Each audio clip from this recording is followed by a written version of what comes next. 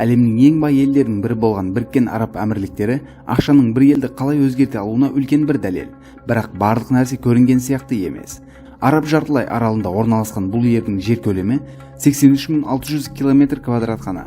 Қазақстаннан ондаған есе кіші. Бұл елдің аты Біріккен Араб Әмірліктері.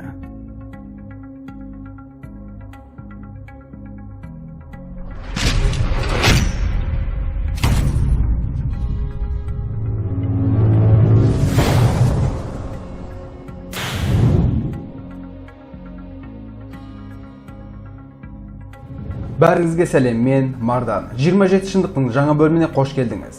Бұл видеода сіздермен бірге Біріккен Араб Әмірліктеріне кіші бір саяхат жасайтын боламыз. Осындай видеолардың шығуын қаласаңыз, лайк басып каналға тіркелуді ұмытпаңыз. Дайын болсаңыз видеоны бастайық. Бұл елдің екі шекаралас көршісі бар, Сауд Арабиясы және Оман. Солтүстігінде Басра шығанағы, ал оңтүстік бөлігінде Оман шығанағының кіші жағалауы бар. Есімінен байқағанымыздай, бұл ел әмірліктермен құрылған. Бұл жеті әмірліктің басшылары патша отбасы тарапынан басқарылады. Әмірлік немесе патшалық атадан балаға мұра болып қалады. Абу-Дабидің әмірі немесе басшысы елдің президенті, ал Дубайдың әмірі елдің премьер-министр қызметін атқарып отыр. Заңсыз жолмен көшіп келгендерді есептемегенде, жылдық жалпы ұлттық өнім жан басына шаққанда $70.000. Яғни бүгінгі курспен есептегенде 30.340.000 теңге. Бірақ елдің тағдыры әр уақытта осындай керемет болған емес еді. Біріккен Араб Әмірліктері көмекке зәру бір ел болатын. Жылдар бойы ағылшындардың қол астында болды. 1969 жылы елде мұнай табылуымен елдің тағдыры мүлдем өзгерді. 1971 жылы Біріккен Араб Әмірліктері тәуелсіз ел болып шыға келді. Мұнай табылудан бұрын бұл елдің экономикасы балық аулау кәсібіне сүйенетін еді. Қазіргі таңда көптеген ел өз мұнайын бақылай алуды қолдан шығарып алған. Яғни өз мұнайын өзі бақылай алмайды. Ал Біріккен Араб Әмірліктері өз мұнайын өзі сәтті түрде бақылауда ұстап отыр. Бұл ел мұнай қорлары бойынша әлемнің ең бай 7-ші елі. 97,8 миллиард мұнай қорына иелік етеді. Күн сайын 3,7 миллион баррель мұнай өндіріледі. Астанасы Абу-Даби елдің 94% мұнайын қолында ұстап отыр. Мұның себебі Абу-Даби жері елдің 86%-ын құрайды және ел экономикасының 3/2 бөлігіне иелік етеді. Бірақ бірнеше жыл бойы ел экономикасының мұнайға тәуелділігі 70% болса, соңғы жылдары бұл тәуелділік азайған. Тек қана Дубай әмірлігі 3,38 миллион халқы бола тұра, елге 17 миллионға жуық турист тарта білді. Таяу шығыстағы ең үлкен сауда орталығы болған Дубай, әлемдегі туристердің саяхаттайтын танымал жерлері арасында 4-ші орында тұрады. Бұдан бөлек Біріккен Араб Әмірліктерінің әлемге ашылған есігі ретінде білінеді. Алтын қала деп танылған Дубай әлемдегі ең ірі алтын сауда орталығына айналған. Тіпті бұл елде кішігірім алтын беретін банкоматтар бар. Халқының көп бөлігі 25-30 жас аралығында болса, тек қана 10% халқы 45 жастан жоғары. Бұл елде салық деген нәрсе атымен жоқ. Дубайдың бизнес орталығы болуының да себебі осы. Бизнес құратындар және айлыққа жұмыс істегісі келгендер осы елді таңдайды. Басқа елдерден келген азаматтар бұл елде оңай жұмыс таба алады. Бұл елде жұмыс істеу үшін арабша білу маңызды емес. Себебі бұл елдің көп бөлігі шетелден келгендер болғандықтан ең көп қолданылатын тіл ағылшынша. Бұл елде өз халқынан көп шетелден келгендер өмір сүреді. Жобамен айтқанда жалпы халық саны 10 миллион. Елдің 11,4%-ы сол жердің халқы болса, 30%-ы үнді, 13%-ы пәкістандық, 7,4%-ы Бангладеш, 5,5%-ы Филиппиннен, қалған 32%-ы 200 мемлекеттен келген басқа ұлт өкілдері. Халықтың 72%-ы ер, 28%-ы әйелдерден тұрады. Бұл ел шариғат заңдарын ұстауға тырысатын және монархиямен басқарылатын бір ел. Бірақ ислам құқығы басқа араб елдер сияқты орындалмайды. Халықтың 55%-ы мұсылман, 25%-ы үнді, 10%-ы христиан, қалған бөлігі де басқа дін өкілдерінен құралған. Бұл елдегі жоғары дәрежедегі ұлт әрине эмираттықтар. Эмираттықтар қаласа да кедей бола алмайды. Үкімет оларға жұмыс істемесе де жалақы береді. Бұл елде салық жоқтығына байланысты көп адамның инвестиция салғысы келетіні және сол елдің азаматтығын алғысы келетін бір ел.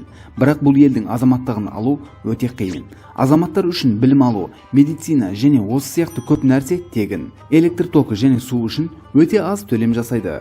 Бул мемлекетте өмүргө келүү және бир эмираттык менен некеге туруу эмираттык болуу үчүн толук себеп эмес. Мисалга, эмираттык бир жигитке турмушка шыккан башка эл азаматы эмираттык болуу үчүн 7 жыл бирге өмүр сүрүү және бир бала өмүргө алып келүү керек, немесе 10 жыл бирге турган болуулары керек. Бирок бир ер адам эмираттык кызга үйленетін болса, эч бир жол менен эмираттын азаматтыгын ала алуу кукугуна ээ боло алмайды. Типти айыл эмираттын азаматтыгынан чыгарылып, өмүргө келген бала да эмираттык боло алмайды. Бала 18 жашка келген кезде азаматтык алуу үчүн усунус берүү кукугу бар. Эгер баланын акеси эмираттык болса, бала кай элде дүнүйөгө келген болса да, бала эч бир шартсыз эмираттык болот. Эгер эмираттык эркек эмираттык айыл менен турмуш куратын болса, өкмөт $30,000 сыяк береді, және керек болса жерде береді.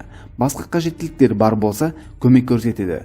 Типти бала өмүргө келген кезде де акчалай көмөк көрсетеді. Эгер бала басқа элде билим алгысы келсе, өкмөттүн гранты менен барады. Тагы бир жолу сиздин ерекше кабилетиңиз бар болса, немесе өкмөт сизге азаматтык бергиси келип турса, сизди азаматтыкка кабылдай алады.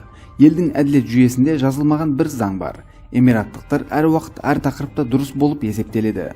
Мисалга, бир эмираттыкпен дау чыгаратын болсаңыз, сизди элдин кууна себеп болуу мүмкүн. Элдин тынчтыгын бузатын кандайдыр бир аракет болгон жагдайда элдин кууласыз. Сол себепти адамдардын барлыгы өтө мукаят аракет этеді. Осы катаң заң натижесинде Бириккен Араб Амирликтери казыркы таңда эң аз кылмыс болотун 3-чү эл. Достар, 30 секунд паузадан кейін видеоны жалғастыратын боламыз. Сіздерді Түркияға оқуға шақырамын. Алдыңғы жыл біз 40-50 жақты студент алып келдік, және бұл студенттердің барлығы ризашылығын білдіріп жатыр. Сіздерді егер енді сіз кітасыз қандайда бір экзамен тапсырмай Түркияның престиж университеттерінде оқуыңыз келсе, описание қалдырған жерден Instagram номерлерді қалдырамын, сол жерге жаза аласыздар. Оқулар ең бастапқыда 25.000 теңгеден басталады.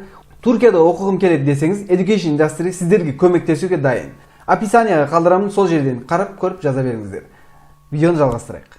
Абу-Даби әлемнің ең сенімді қаласы болып таңдалды. Дубайда өмір сүретін адамдардың айтуы бойынша есіктерін құлыптамай жүре береді. Өйткені ұрлық деген нәрсе мүлдем жоқ. Елде бір кәсіпті бастау үшін шартты түрде бір эмираттық сізге серіктес болуы керек. Яғни эмираттықтар еш нәрсе істемесе де, серіктес болған компаниядан ақша алып отырады. Бүкіл компаниялардың белгілі мөлшерде эмираттыкты жұмысқа алу шарты бар. Бірақ эмираттыктар жұмысқа баруға міндетті емес. Компанияларда басқарушы қызметін атқаратындар европалық, ал жұмысшы қызметін атқаратындар пакистандық болады. Әйелдердің көлік алуы, жұмыс істеуі, тіпті банктан есеп ашыру үшін күйеулерінен рұқсат алулары керек. Үй ішінде 3 балаға, 5 балаға қараушы немесе асыраушы бар. Және басқа үй жұмыстары үшінде көмекшілері бар болған бұл жағдайда эмираттық әйелдер рахат өмір сүруде. Елдегі әйелдер саны аз болуына қарамай, елдегі университеттердің 70% әйелдер. Бұл елде ең көп проблемаға тап болатын адамдар босқындар және құрылыста жұмыс істеу үшін басқа елден келгендер. Бұл елге ауыр жұмыс істеу үшін келгендердің келе салулары мен паспорттарын алып қойып, қайтып кетулеріне шектеу қояды.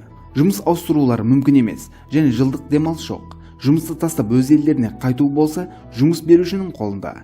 Зерттеулер бойынша сол сияқты көшіп келген әйелдердің 3/2 бөлігі зорлық-зомбылыққа тап болады. Осыдан кейін әйелдер шағымдануға қорқады. Себебі зина жасады деген айыппен абақтыға қамалуы мүмкін. Елдің күндік өміріне қарайтын болсақ, елдің ақша бірлігі дирхам. Дубай және Абу-Дабиде тек қана әйелдердің пайдаланатын таксилер бар. Бензин бағасы 1,8 дирхам, яғни 118 теңге.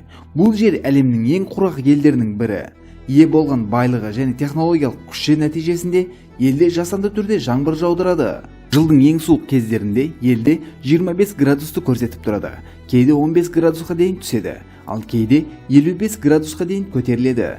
Теңізге түсуіңіз сізді салқындатпауы мүмкін. Себебі кейде теңіз суы 38 градусқа дейін жыли түседі. Тіпті адамдар бассейндерді салқындату үшін ішіне үлкен мұздар тастайды. Автобус тұрақтарында мұздатқыш бар. Рамазан айында қоғамдық ортада тамақ жеу кім болса да тыйым салынады және түрлі жазалар беру мүмкін. Бұл айда адамдар күннің жартысына дейін жұмыс істейді және университет пен мектептер ерте жабылады. Ішімдік тек қана басқа елден келгендерге және мұсылман еместерге сатылады. Спирт ішімдіктер тек қана отельдер ішіндегі ресторандарда болуы мүмкін. Мұсылман елден барғандардың мұндай ішімдіктерді сатып алуына тыйым салынады, бірақ ресторандарда алкогольді ішімдіктер үшіне тыйым салынбаған. Халық арасында қол ұстау, құшақтасу, сүю мүмкін емес. үйленбеген қыз немесе ер адамның бір үйде өмір сүруіне тыйым салынған. Бұл елде гей немесе сондай адамдарды бірден жойып абақтыға қамайды. Бұл елде зина ең үлкен қылмыстардың бірі болып табылады. Балағаттау сөздер айтуға болмайды және қолыңызбен әртүрлі әрекеттер көрсетуге тыйым салынған. Әлеуметтік желілерде боқтау немесе жаман смайликтер жіберудің соңы мүлдем жақсылыққа апармайды. 2010 жылы ағылшын бір мұғалімі өз оқушысына орта саусақ көрсеткені үшін абақтыға қамалды. 2016 жылы болса, шектеу қойылған сайттарға кіру үшін VPN қолданғандарға 2000 дирхамнан бастап 2 миллион дирхамға дейін жаза қолданылатын болды.